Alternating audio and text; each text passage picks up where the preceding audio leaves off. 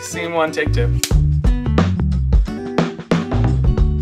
Hi, I'm Scott Selman, the founder of Cue93 Studios and the producer for An Accidental Memoir. We'd like to welcome you to our behind-the-scenes reel and a look at the making of An Accidental Memoir.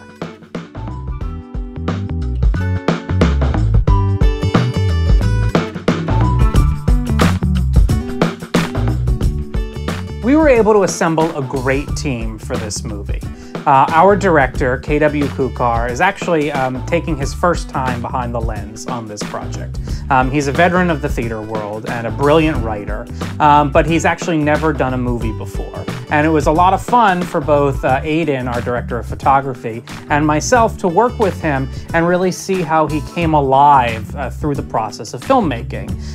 In the beginning, he was kind of very hesitant and, let's just kind of look at this from afar. And once he realized, the power of standing behind the monitor, he was really able to shape this film and kind of work with the actors in a way that was really interesting to see how he evolved from the first day of shooting until the last day of shooting.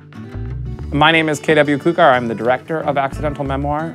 My inspiration for the project was an actual traveling book that I found when I went to get coffee one morning. Quite literally found it waiting on the shelf of a fountain, and there was a description of what a traveling book does and where it went and where you can find it on the internet, in fact, to look back at where it's been before. And I meant to and had the best intentions of looking back, taking the book and doing what it says and leaving it somewhere else for the next person who would find it. And in fact, I found it in my personal belongings several months later. I forgot to look at where it had been, and I forgot to include my name in it and pass it on. And I got to thinking what it had seen or what it had been witness to laying around my apartment. I had been through a breakup, my mentor had died, my first godson was born. All the while, this book had been sitting in my apartment, and I had every intention of looking at where it had been before, but never had done so. So I wrote the piece for this particular film, and since then I have actually passed the book on. So that was my inspiration for the story. One of the challenges for me as a cinematographer on this film was that we had so many different diverse environments when we were shooting. We shot several outdoor scenes, and then we flipped totally to some nighttime indoor scenes. And just this really tested both our equipment and our skills. Our camera handled it beautifully. With our indoor stuff at the library, we had both the lowest of exposure values and the highest, but the camera handled it fantastically. We have the highlights of the lamps on the desk, but we still have the blacks in the background, but it didn't lose either of them, and that's really something that you don't see very often in DSLR video. As far as post-production was concerned on this project, I decided to go with proxies, even though we were only shooting in 1080 422. And this was just because we were working on several different platforms, and it allowed us to easily share the project back and forth without having to wait for render times or including massive files. One of the challenges with DSLRs is that when you often shoot, you don't get a very flat profile, and it really limits what you can do in post. When we were shooting on our D600, we shot super flat, which allowed us to really pull back in our values in post. We had a few scenes, including Dougie sitting on top of a car overpass, that really, the colors when we shot it weren't what we wanted, but going into post, we were able to pull those back in, and we were able to kind of pull it to more of like a cooler, starving artist feel, and it really helped push our project just that much further. Another thing we did with color is we tried to separate out the different stories. KW and I talked, and we originally, we didn't want the stories to flow into each other. Each story was its own story, and the story of the people before, we didn't want them to flow because it's an entirely different person, and we want to tell this through the book, and the book's experiencing all these different moments. A way we did this is we took our different scenes and our different locations and our different characters, and we graded them all slightly different.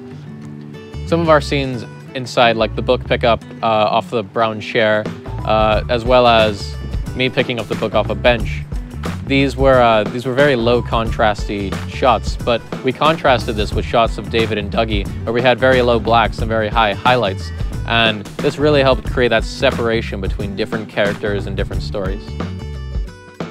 We were really given a beautiful script to work with, As a sound designer, I was given a completely blank slate.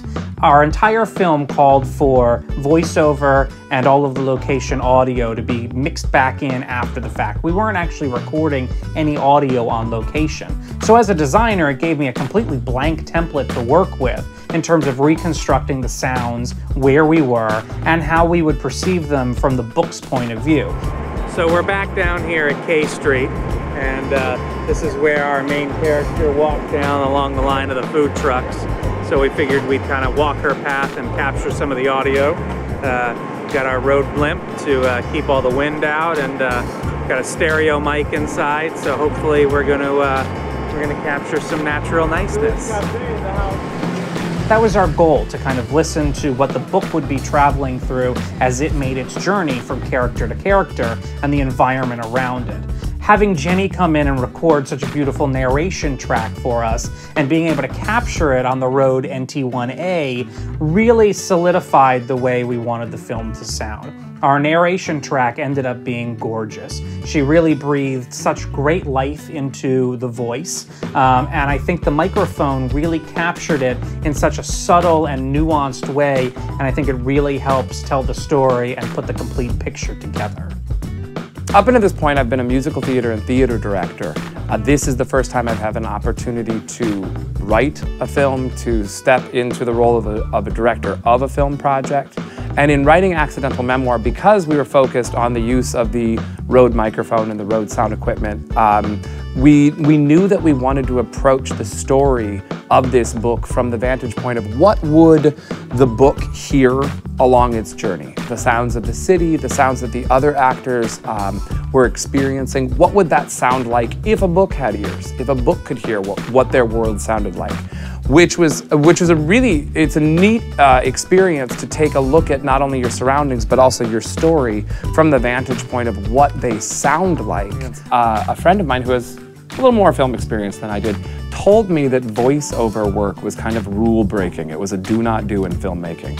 I took that as a challenge to not only incorporate voiceover material in what we were doing, but really try to advance the plot line using voiceovers. Because we didn't want to see the actors take over for the book at any point, we spent time in a voiceover lab where we got to coach and study and work with the actors on what they said and how they said it.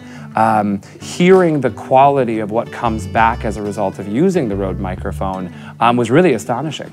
The sound quality is fantastic, but it also helped pick up on those little nuances, I think, in tone coloring and in characterization, that when you're not seeing the person and you're only relying on the sound that's developed, really hit the mark in helping us kind of accomplish our vision and our goal.